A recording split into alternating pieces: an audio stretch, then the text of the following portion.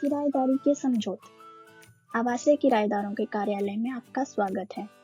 इस वीडियो में हम किराएदारी या टेनेंसी समझौते को देख रहे हैं।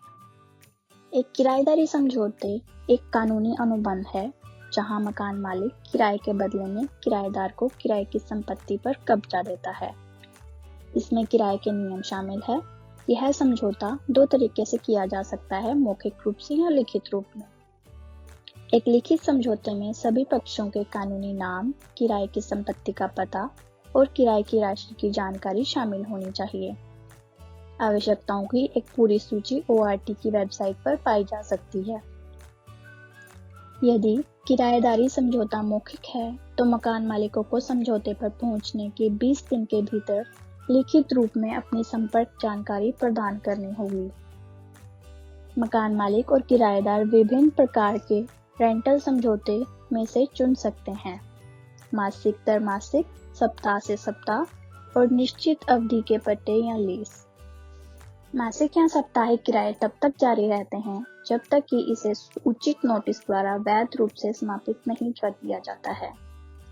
मासिक समझौतों को 1 महीने के नोटिस की आवश्यकता होती है, जबकि साप्ताहिक समझौतों को 1 सप्ताह की आवश्यकता होती है।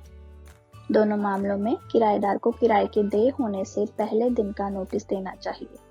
उदाहरण के लिए, यदि किराया पहले जून को नियत है और एक किराएदार जून के अंत में बाहर जाना चाहता है, तो नोटिस 31 मई तक दिया जाना चाहिए।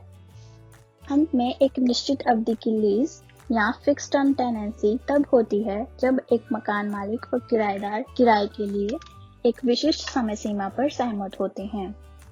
इन समझौतों की एक निश्चित अंतिम तिथि है। खाली करने के लिए नोटिस की जरूरत नहीं है क्योंकि दोनों पक्ष शुरू से एक अंतिम तिथि पर सहमत हुए हैं।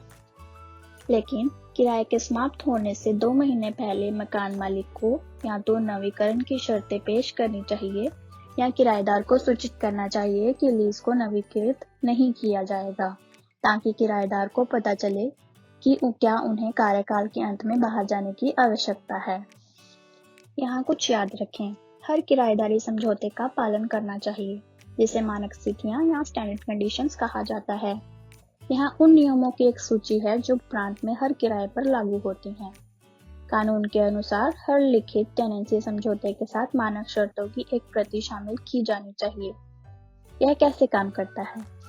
उदाहरण के लिए, मानक स्थितियां बताती हैं कि किराएदार को संपत्ति को यथोचित रूप से स्वच्छ और नुकसानहीन छोड़ देना चाहिए।